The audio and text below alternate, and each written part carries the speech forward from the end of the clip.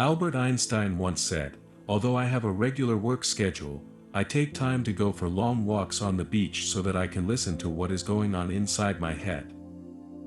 If my work isn't going well, I lie down in the middle of a workday and gaze at the ceiling while I listen and visualize what is going on inside of my imagination." When was the last time you did that? When was the last time you just sat there alone, with only your thoughts, and how did you feel? I'm sure many of you have experienced moments when you're surrounded by people, yet you feel like you're standing on the edge of a vast, empty space, longing for a genuine connection or wanting to get away from the crowd and find solitude. In the bustling cacophony of modern life, it's common to feel a profound sense of loneliness, even in the midst of a crowd. In the age of social media and hyperconnectivity, the lines between genuine connection and superficial interaction have blurred. Loneliness is an existential and inescapable human condition feared by all. It is a mental state where a person experiences an intense feeling of emptiness and isolation, of not being wanted, of being cut off from everything. Loneliness can cause a person to have mental health problems. To prevent this, it is necessary to understand the difference between being lonely and being alone. Loneliness is not the same as being alone. Being alone can be experienced as positive, pleasurable, and emotionally refreshing if it is under the individual's control. Loneliness is a state of mind, being alone is a state of being. American naturalist and philosopher Henry David Thoreau once said, "I never found a companion that was so companionable as solitude." In a world that constantly demands our attention, the art of enjoying one's own company has been overshadowed. Throughout history, great people have embraced solitude, finding solace and inspiration in moments of profound loneliness. Great scientists and thinkers like Isaac Newton, Nikola Tesla, Emily Dickinson, Albert Einstein, and Marie Curie embraced moments of isolation, and they were able to explore the depths of their minds, unravel the mysteries of the universe, and leave an indelible mark on the world. The renowned Indian poet, philosopher, and Nobel laureate, Rabindranath Tagore, was no exception. For Tagore, solitude was not a mere absence of company but a powerful source of creativity. In the quietude of his solitude, he found the freedom to let his thoughts wander, to explore the depths of his imagination, and to engage in profound introspection. It was during these moments of seclusion that he penned some of his most celebrated poems, stories, and songs. Tagore believed that solitude nurtured the creative spirit, allowing ideas to flow freely and without inhibition. Another American writer, Anne Morrow Lindbergh, simply explained how one can be afraid of being alone. She said, and I quote, "We seem so frightened today of being alone that we never let it happen. Even if family, friends, and the movies fail, there is still the radio or television to fill up the void. We can do our housework with soap opera heroes by our side. Now, instead of planting our solitude with our own dream blossoms, we choke the space with continuous music, chatter, and companionship to which we do not even listen. It is simply there to fill the vacuum. When the noise stops, there is no inner music to take its place. We must relearn to be alone." Unquote. To avoid loneliness, man creates all kinds of relationships, friendships, organizations, political parties, and religions. But the basic thing is that he is very afraid of being lonely. Loneliness is a black hole, a darkness, a frightening negative state, as if you are being swallowed by death itself.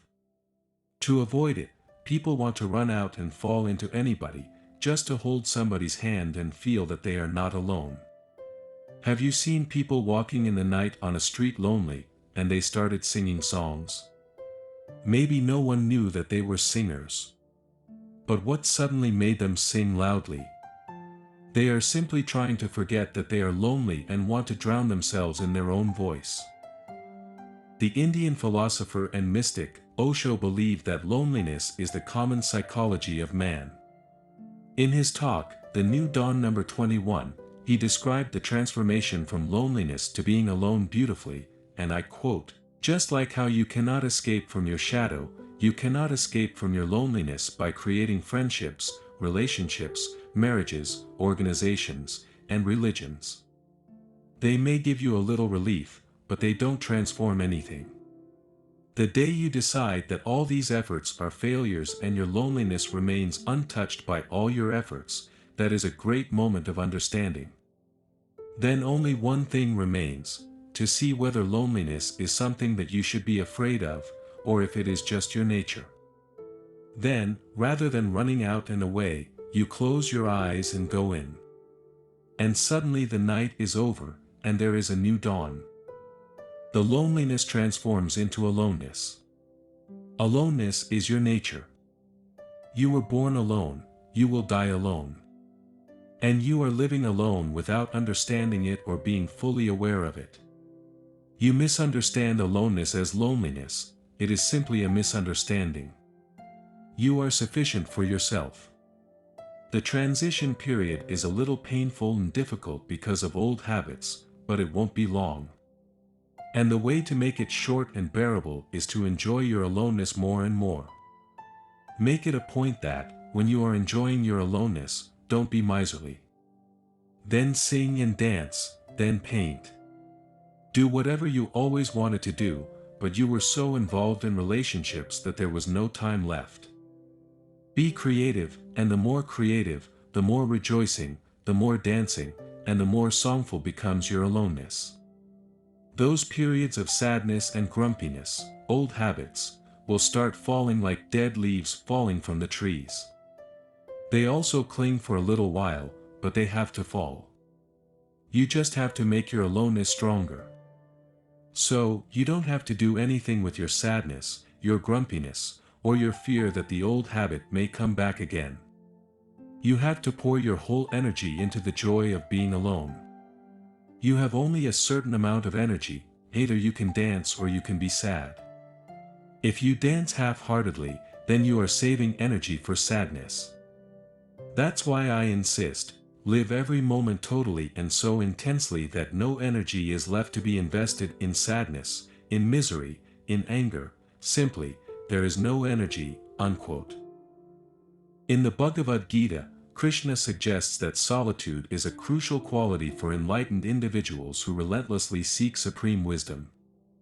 They view social solitude as an opportunity rather than a threat, as it gives them time to think, reflect, and meditate on better ideas for the greater good.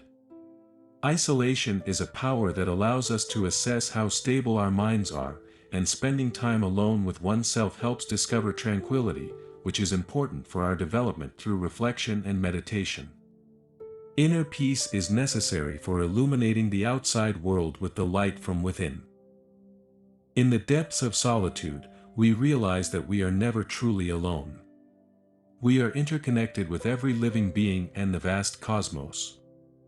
This awareness dissolves the illusion of separation, leading to a sense of oneness with all that exists. In this oneness, we find boundless love, compassion, and a deep understanding of the interconnectedness of all life. As we learn to enjoy our own company, we unlock the door to a world of infinite possibilities. We become attuned to the symphony of our hearts, the whispers of our souls, and the wisdom of the universe.